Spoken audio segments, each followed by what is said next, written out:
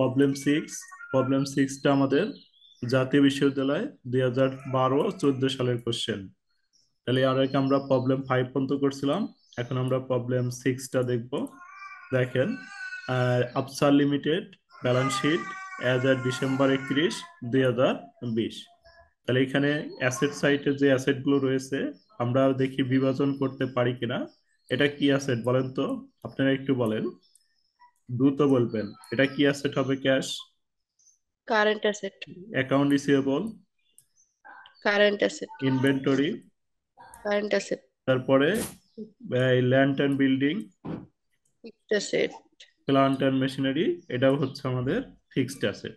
তাহলে এই দুইটা হচ্ছে ফিক্সড অ্যাসেট আর এই তিনটা হলো কারেন্ট অ্যাসেট। এ সাইডে দেখেন অ্যাকাউন্টস পেয়েবল কি হবে?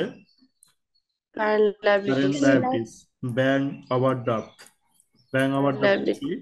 Current liabilities. Long term loan, এটা কি হবে? Side long term long term liabilities. Long liabilities. Term loan মানে long term liabilities. 10% bond, 10% bond, এটাও হচ্ছে আমাদের long term long term liability. Liabilities.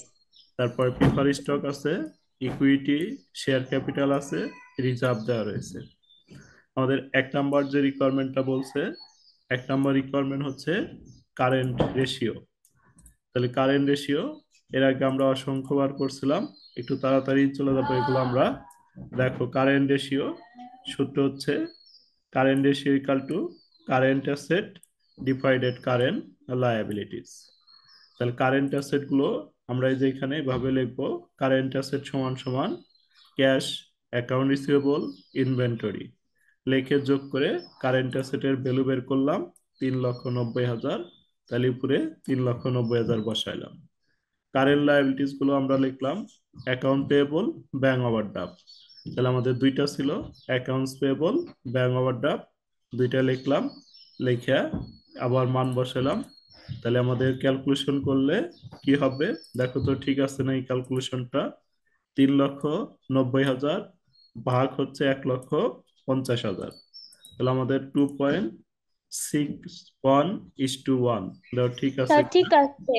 2.61:1। আচ্ছা, তারপর আমাদের বলছে কুইক রেশিও। কুইক রেশিও আমরা কিছুক্ষণ আগেই শিখছিলাম, অর্থাৎ 5 নাম্বার ম্যাথেও আসছিল, 1 নাম্বার ম্যাথেও ছিল। দেখো quick ratio equal to current asset minus inventory minus prepaid expense divided current liabilities. তাহলে সব মানগুলো দেওয়া রয়েছে, আমরা এখানে মানগুলো বসাইলাম। শুধুমাত্র প্রিপেইড এক্সপেন্স ছিল না, এটা আমরা 0 দিলাম। দিয়ে ক্যালকুলেশন করে আমাদের আসলো 1.67:1।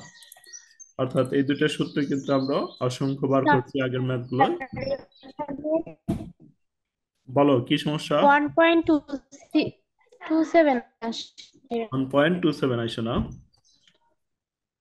এক ওয়ান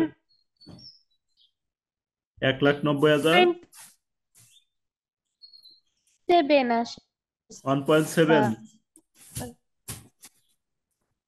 1.70 দিয়ে দিই তাহলে। স্যার ঠিক আছে? হ্যালো, ঠিক আছে নাকি বলো দ্রুত।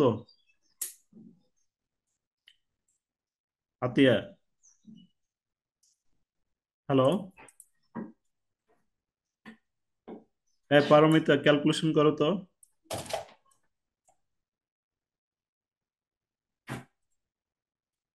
তানজিলা ক্যালকুলেশন করো। স্যার আমি এক জায়গায় আসছি, আমার কাছে ক্যালকুলেটর নাই। স্যার 1.27 হবে। 27, জি স্যার 27 হবে। 1.27:1। আচ্ছা, তাহলে আমরা তারপরে নেক্সটে যাই। নেক্সটে আমাদের বলছে অ্যাবসুলেট কুইক রেশিও।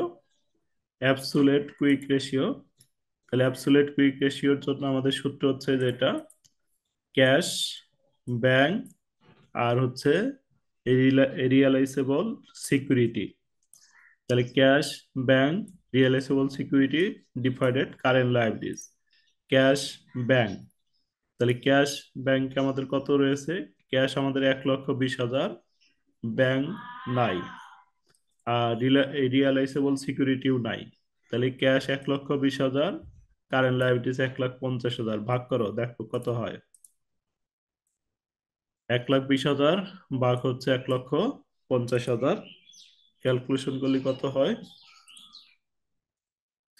1,20,000 0.8 0.80, 0.8 8.8 মানে 80 দিলাম, 80:1। তারপর আমাদের কি রেশিও? প্রোপ্রাইটারি রেশিও, এটাও আমরা করছি আগে। প্রোপ্রাইটারি রেশিও, তাহলে প্রোপ্রাইটারি রেশিও সমান সমান কি হবে? শেয়ার হোল্ডার ফান্ড বা proprietary fund divided total asset. তাহলে এখানে আমাদের একটু ক্যালকুলেশন মিস্টেক রয়েছে, এটা একটু ঠিক করতে হবে। শেয়ার হোল্ডার ফান্ডটা বের করার জন্য আমাদের কি কি লাগবে? শেয়ার হোল্ডার ফান্ড, দেখো আমাদের কোশ্চেনে কি কি রয়েছিল। শেয়ার হোল্ডার ফান্ড বের করার জন্য আমাদের লাগবে হচ্ছে share capital, prefer stock capital, reserve. তাহলে কয়টা লাগবে? এই অঙ্কে আমাদের রয়েছে 3টা। এখানে শুধুমাত্র আমাদের যোগ করতে হবে প্রিফার স্টক ক্যাপিটাল। তাহলে প্রিফার স্টক ক্যাপিটালের মানটা কত টাকা ছিল আমাদের? প্রিফার স্টক ক্যাপিটাল 1,10,000 টাকা। তাহলে আমরা এখানে আরো 1,10,000 টাকা অ্যাড করে দিব। যোগ করো তো কত হয়? 2,50,000, এটা দিলে হলো 3,50,000, আর হচ্ছে কত? 4,40,000, 50,000 4,40,000 না, 50,000, স্যার 50,000 4,50,000। তাহলে এটা হচ্ছে আমাদের 4,50,000, আর টোটাল অ্যাসেট তো অ্যাসেট সাইডের যোগফল। তাহলে আমরা উপরে লিখবো হচ্ছে 4,50,000 divided total asset. Total asset হচ্ছে আমাদের অ্যাসেট সাইডের যোগফল 7,90,000। তাহলে নিচে লিখবো আমরা 7,90,000। তাহলে ক্যালকুলেশন করে 0.57 0.57 না, ইস টু 1, 0.57:1। তারপর আমাদের রয়েছে হলো প্রোপ্রাইটারি রেশিও গেল, asset proprietary ratio, asset proprietary ratio. তাহলে এটা হচ্ছে আমাদের টোটাল, এই যে এটারই উল্টা, অ্যাসেট প্রোপ্রাইটারি রেশিও। তাহলে আগেরটার বিপরীত, অর্থাৎ উপরে হলো total asset divided share holder fund. তাহলে টোটাল শেয়ার হোল্ডার ফান্ডটা কিন্তু আমাদের একটু চেঞ্জ হবে। শেয়ার হোল্ডার ফান্ড হচ্ছে 4,50,000। তাহলে এটা ভাগ করলে কত আসে দেখো? 1.76 1.76, 1.76:1। তারপরেরটা আমাদের রয়েছে debt equity ratio. Debt equity ratio, debt equity ratio সূত্র হচ্ছে আমাদের ডেপ ইকুইটি রেশিও। তাহলে এটা হচ্ছে আমাদের outside liabilities divided share holder fund. Share holder fund হচ্ছে আমাদের 4,50,000, আর আউটসাইড লায়াবিলিটিস আমাদের কি কি আসবে বলো তো? আউটসাইড লায়াবিলিটিস আমাদের কি আসবে? আর লং টার্ম লাইবিলিটিস যে দুটো আছে ওই দুটো। না, আউটসাইড লায়াবিলিটিস এর টিএম কি? Long term liabilities plus current liabilities. এই যে আউটসাইড লায়াবিলিটিস সমান সমান হচ্ছে কি? কারেন্ট লায়াবিলিটিস প্লাস হচ্ছে long term liabilities. Current liabilities আমরা বের করছি, এই যে এটা একটা কারেন্ট লায়াবিলিটিস হচ্ছে আমাদের 1,50,000, আর লং টার্ম লায়াবিলিটিস ছিল হলো 2টা, এই 2টা যোগ করবে। ঠিক আছে পারমিতা? তাহলে আউটসাইড লায়াবিলিটিস আমাদের কারেন্ট লায়াবিলিটিস আনবা, আর লং টার্ম লায়াবিলিটিস যতগুলো আছে সবগুলা নিয়ে আসবা। তাহলে আমাদের ডিভাইডেড হচ্ছে শেয়ার হোল্ডার ফান্ড। তাহলে আমাদের আউটসাইড লায়াবিলিটিস হলো 3,40,000, আর long term liabilities, outside liabilities হলো 3,40,000, শেয়ার হোল্ডার ফান্ড হচ্ছে 5,50,000। ভাগ করে দেখো কত আসে। ভাগ করলে মানটা কত আসে আমাদের? 0.62। 0.6। 0.62:1। হ্যালো, তাহলে এটা হচ্ছে আমাদের 0.76 না, 0.76:1। আবার একটু ভাগ করে দেখো ঠিক আছে কিনা। 3,40,000 ভাগ 4,50,000। পারমিতা তাহলে মিস্টেক করছিলা। স্যার 0.76। 0.76:1। তাহলে পরের যে রিকোয়ারমেন্টটা আমাদের, পরের রিকোয়ারমেন্ট হচ্ছে capital gearing ratio. Capital gearing ratio কিন্তু প্রায় প্রত্যেকটা ম্যাথেই রয়েছে, একটা ভালোভাবে পড়লে সবগুলা কিন্তু একই। Capital gearing ratio, common share holder equity divided fixed expense fund. Common share holder equity, এটা হচ্ছে আমাদের শেয়ার হোল্ডার ফান্ড থেকে প্রিফার স্টকটা বাদ যাবে। তাহলে আমরা শেয়ার হোল্ডার ফান্ডটা বের করছিলাম 4,50,000। তাহলে আমরা এখানে 4,50,000 থেকে এবং আমাদের প্রিফার স্টক রয়েছে, তাহলে 4,50,000 আর প্রিফার স্টক রয়েছে এবং আমাদের কত, দেখো প্রিফার স্টক রয়েছে 1,10,000 টাকা। তাহলে আমরা 4,50,000 থেকে 1,10,000 টাকা বিয়োগ করব। 4,50,000 মাইনাস হচ্ছে 1,10,000। 3,40,000।